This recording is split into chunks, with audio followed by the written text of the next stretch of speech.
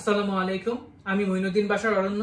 বর্তমানে চীনের থিয়ানজিন ইউনিভার্সিটিতে আমি কন্ট্রোল সায়েন্স ইঞ্জিনিয়ারিং এর উপর আমার মাস্টার্স ডিগ্রিতে অধ্যয়নরত আছি এবং school of electrical and information engineering এর একটি ল্যাবে আমি রিসার্চ অ্যাসিস্ট্যান্ট হিসেবে কর্মরত আছি। কিছুদিন পূর্বে থিয়ানজিন ইউনিভার্সিটির স্কুল অফ মেডিকেলের একটি রিসার্চ প্রজেক্টে আমার কাজ করার সুযোগ হয়েছিল।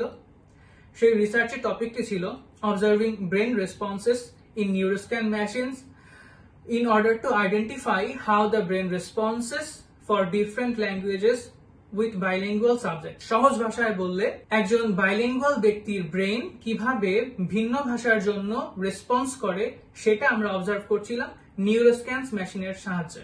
এই রিসার্চটি কন্ডাক্ট করা হয়েছিল নেটিভ এবং নন নেটিভ চাইনিজ স্পিকারসদের নিয়ে, যেখানে 10 জন নেটিভ চাইনিজ স্পিকার ছিল এবং 10 জন নন নেটিভ চাইনিজ স্পিকার ছিল। রিসার্চের ফার্স্ট ফেজে 40টি ইংলিশ ওয়ার্ড এবং 40টি চাইনিজ ওয়ার্ড কম্পিউটার স্ক্রিনে শো করা হয়েছিল এবং ইয়ারফোনের মাধ্যমে তাদেরকে সেই ওয়ার্ডগুলোর প্রোনাউন্সিয়েশন শোনানো হয়েছিল এবং তাদেরকে বলা হয়েছিল যদি তারা ওয়ার্ডগুলো রিকগনাইজ করতে পারে তাহলে যেন তারা কম্পিউটার স্ক্রিনে ইয়েস ক্লিক করে এবং অবভিয়াসলি যদি রিকগনাইজ করতে না পারে তাহলে তারা নো ক্লিক করবে।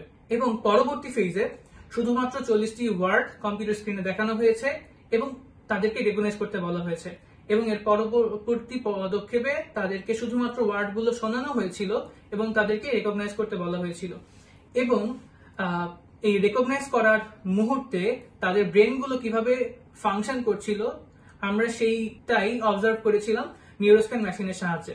এবং নিউরোস্ক্যান মেশিন এই ডেটাগুলো কালেক্ট করেছে। এই ডেটাগুলো কালেক্ট করা হয়েছিল পরবর্তী ধাপে আরো রিসার্চ করার জন্য। তো সামগ্রিকভাবে এটাই ছিল এই রিসার্চের সারসংক্ষেপ। ধন্যবাদ।